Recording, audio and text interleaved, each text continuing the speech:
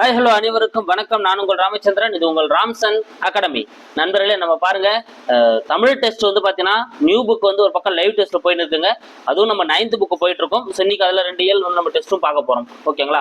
அதுக்கு முன்னால் நம்ம என்ன பண்ண போறோம்னா, ஓல்டு புக் ஒரு பக்கம் நம்ம என்ன பண்ணிட்டு இருக்கோம், அதையும் விடக்கூடாதுன்னு சொல்லிட்டு ஓல்டு புக் தமிழையும் ஒரு பக்கம் கவர் பண்ணிட்டு இருக்கோம். ஸோ அதில் நம்ம 6th புக் நல்லாவே முடிச்சிட்டோம். அது நம்ம 7th புக் தான் பார்த்துட்டு இருக்கோம். அது நம்ம கொஸ்டின் நம்பர் 9 தான் நம்ம வந்து பார்க்க போறோம். ஓகேங்களா? ஸோ வாங்க வீடியோக்குள்ள போகலாம். அதுக்கு முன்னால் நம்ம சேனலுக்கு புதுசாக வந்தால் நம்ம சேனலையும் சப்ஸ்கிரைப் பண்ணிக்கோங்க. கூடவே பக்கத்துல இருக்கிற பெல் பட்டனை கிளிக் பண்ணி நோட்டிபிகேஷன் ஆல் அப்படின்றதையும் கொடுங்க. அப்பதான் நம்ம போற வீடியோஸ் உடனடியாக உங்களுக்கு வந்துட்டு இருக்கும். அது இல்லாம நம்ம தனி டெஸ்ட் குரூப் வச்சிட்டு இருக்கோம். அதுக்கான லிங்க் எல்லாமே டிஸ்கிரிப்ஷன்ல இருக்கு. நீங்க அந்த லிங்க்ல ஜாயின் பண்ணிக்கலாம். ஓகே, இப்போ நம்ம லாஸ்ட் வீடியோல ஒரு கொஸ்டின் கொடுத்துருந்தோம். அதுக்கான ஆன்சர் என்னன்னு பார்த்துட்டு நம்ம என்ன பண்ணலாம், இந்த வீடியோக்குள்ள போலாம் பாருங்க.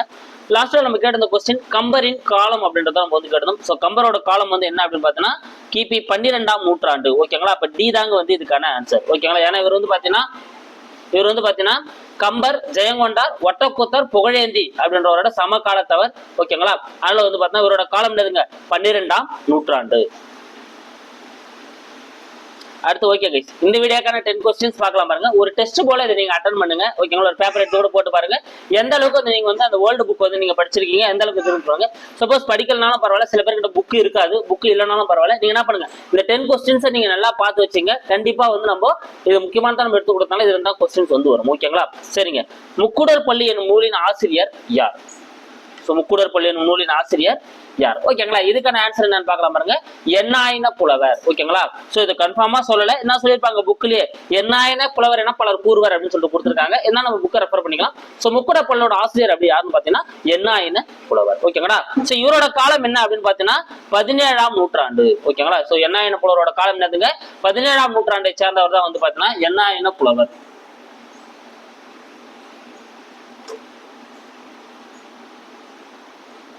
அடுத்த 2வது கொஸ்டின் பார்க்கலாம் பாருங்க. உழவர்களின் வாழ்க்கை நிகழ்ச்சிகளை சுவை பெற செய்யும் சிற்றிலக்கியம் எது? ஓகேங்களா? உழவர்களோட வாழ்க்கை நிகழ்ச்சிகளை வந்து பாத்தீங்கன்னா சுவை பெற செய்யக்கூடிய அந்த சிற்றிலக்கியம் எது? அதாவது உழவர்களோட அந்த வாழ்க்கைகளை வந்து எடுத்து சொல்லக்கூடிய அந்த சிற்றிலக்கியம் எது அப்படின்றத உங்களுக்கான கேள்வி. சோ இதுக்கான ஆன்சர் என்ன அப்படின்னு பாத்தீங்கன்னா பல்லு அப்படின்றதாங்க. ஓகேங்களா? சோ பல்லு சிற்று 96 வகை சிற்றிலக்கியம் ஒண்ணுதான் பல்லு.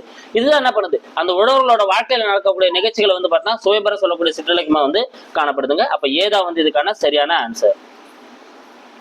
அடுத்து நம்ம பார்க்க போறது 3வது கேள்வி பாருங்க. பாரதிதாசன் நூல்களில் பொருந்தாதது எது? பாரதிதாசனோட நூல்களில் பொருந்தாதது எது? Okay, super. இதுக்கான ஆன்சர் நீங்க நேரமா எடுத்துட்டு இருப்பீங்க. டி தாங்க இதுக்கான ஆன்சர், புதிய விடியல்கள். ஓகேங்களா? ஏன்னா இது யாருடையது, தாராபாரதி. சோ தாராபாரதியோட நூல்கள் தான் வந்து பார்த்தீங்கன்னா புதிய விடியல்கள். சோ குடும்ப விளக்கு, பாண்டியன் பரிசு, இருண்ட வீடு, இது எல்லாமே யாருடைய நூல்கள், பாரதிதாசனுடைய நூல்கள்ங்க. ஓகேங்களா? சோ புதிய விடியல்கள் அப்படின்றது யாருடைய நூல் அப்படின்னா தாராபாரதியோட அந்த நூல் தான். சரிங்களா? அப்ப டி தான் வந்து இதுக்கான ஆன்சர். தமிழ் உண்டு, தமிழ் மக்கள் உண்டு, இன்ப தமிழுக்கு நாளும் செய்வோம் நல்ல துண்டு என கூறியவர். பாருங்க, நல்ல வரீங்க. தமிழ் உண்டு, தமிழ் மக்கள் உண்டு, இன்ப தமிழுக்கு நாளும் செய்வோம் நல்ல தொண்டு என பாடியவர். சூப்பர். இதுக்கான ஆன்சர் என்னதுங்க, பி தாங்க இதுக்கான ஆன்சர், பாரதிதாசன். ஓகேங்களா? பாரதிதாசன் தான் வந்து இதை பாடி இருப்பாருங்க. தமிழ் உண்டு, தமிழ் மக்கள் உண்டு, இன்ப தமிழுக்கு நாளும் செய்வோம் நல்ல தொண்டு அப்படின்னு சொல்லிட்டு பாடியவர் வந்து பாரதிதாசன். அடுத்து பாருங்க 5வது கேள்வி. திருத்தக்க தேவர் சார்ந்த காலம். சோ திருத்தக்க தேவரோட அவர் சார்ந்த காலம் வந்து எந்த காலம்? சோ திருத்தக்க தேவர் யார் நம்மளுக்கு தெரியும், சீவக சிந்தாமணியோட ஆசிரியர் தான் வந்து பாத்தீங்கன்னா திருத்தக்க தேவர். இவருடைய காலம் வந்து பாத்தீங்கன்னா கிபி 9ஆம் நூற்றாண்டு. பி தாங்க இதுக்கான ஆன்சர். சோ திருத்தக்க தேவருடைய காலம் வந்து பாத்தீங்கன்னா 9ஆம் நூற்றாண்டை சேர்ந்தவர் தான் வந்து பாத்தீங்கன்னா திருத்தக்க தேவர். ஓகேங்களா? அப்ப பி தான் வந்து இதுக்கான சரியான ஆன்சர். அடுத்து நரிவிருத்தம் எனும் நூலை எழுதியவர் யார்? நரிவிருத்தம் எனும் நூலை எழுதியவர் யார்? சூப்பர். இதுக்கான ஆன்சர் எதுங்க, திருத்தக்க தேவர். சீதாங்க இதுக்கான ஆன்சர். சீவக சிந்தாமணி எழுதிய திருத்தக்க தேவர் என்ன பண்ணிருப்பாரு, நரிவிருத்தம் அப்படின்ற நூலை என்ன பண்ணிருப்பாரு, இவர் எழுதியிருப்பாரு. இவர் வந்து ஒரு சமண சமயத்தை வந்து சார்ந்தவர். இதில் அப்படி நீங்க ஞாபகம் வச்சுங்க. சோ ஒரு சோழர் குலத்தில் தான் வந்து பிறந்திருப்பாரு. கிபி 9ஆம் நூற்றாண்டு தான் அவருடைய காலம் அப்படின்றதையும் பார்த்தோம். ஓகேங்களா? அப்ப திருத்தக்க தேவர் தான் இதுக்கான ஆன்சர். அடுத்து மனநூல் என அழைக்கப்படுவது எது? மனநூல் என அழைக்கப்படுவது எது? சூப்பர். இதுக்கான ஆன்சர் எதுங்க, சீவக சிந்தாமணி. பி தாங்க இதுக்கான ஆன்சர். என்ன நீங்க தமிழ்ன்றதுனால வேகமா ஆன்சர் சொல்றேன், நீங்க வேகமா ஆன்சர் எடுத்துருவீங்கன்ற நம்பிக்கை எனக்கு இருக்கு. ஓகேங்களா? சோ மனநூல் அப்படின்றது எதுங்க, சீவக சிந்தாமணி தான் மனநூல் அப்படின்னு சொல்லிட்டு என்ன பண்ணப்படுதுங்க, அழைக்கப்படுது. அடுத்து பாருங்க, பொருந்தாதது எது? சோ சொல்லும் பொருள் வந்து கொடுக்கப்பட்டுள்ளதுல இதுல எது பொருந்தாம இருக்கு அப்படின்னு பார்க்கலாம் பாருங்க. கலபம் அப்படின்னா சந்தனம், ஆமாங்க, கலபம் அப்படின்னா சந்தனம், கரெக்ட் தான். மாடு, மாடு அப்படின்னா செல்வம், கரெக்ட் தான். புறவி அப்படின்னா எருது, தவறுங்க. ஓகேங்களா, ஏன்னா புறவினா எதுங்க? குதிரை. புறவினா எதை குறிக்கக்கூடியது? குதிரையை குறிக்கக்கூடியது. பகடு, பகடு அப்படின்னா தான் எதை குறிக்கக்கூடியது? எருதை குறிக்கக்கூடியது. ஓகேங்களா, அப்ப இங்க எது தவறா இருக்கு? சி தான் தவறா இருக்கு. அப்ப இதுக்கான ஆன்சர் வந்து சிங்க. ஓகேங்களா, மாதங்கம், மாதங்கம் அப்படின்னா என்னது? பொன், இது கரெக்ட் தான். அடுத்து 9வது கேள்வி பார்க்கலாம் பாருங்க. இது ஆல்ரெடி எக்ஸாம்ல நிறைய டைம் கேட்டிருக்காங்க.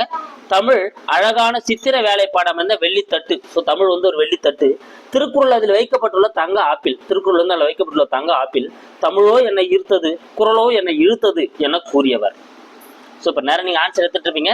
டாக்டர் க்ரௌல் அப்படின்றதாங்க இதுக்கான ஆன்சர். டாக்டர் க்ரௌல் தான் என்ன பண்ணியிருப்பாரு? அதை சொல்லியிருப்பாரு. தமிழ் அழகான சித்திர வேலைப்பாடம் இந்த வெள்ளித்தட்டு, திருக்குறள் அதில் வைக்கப்பட்டுள்ள தங்க ஆப்பிள், தமிழோ என்னை ஈர்த்தது, குறளோ என்னை இழுத்ததுன்னு சொன்னவர் வந்து பார்த்தீங்கன்னா டாக்டர் க்ரௌல். அடுத்து 10வது கேள்வி பார்க்கலாம் பாருங்க. இதுவும் ரொம்ப முக்கியமானதாங்க.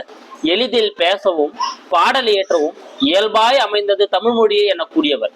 எளிதில் பேசவும் பாடல் இயற்றவும் இயல்பாய் அமைந்தது தமிழ் மொழியை என கூறியவர். சூப்பர். இதுக்கான ஆன்சர் யாருங்க? வள்ளலார்.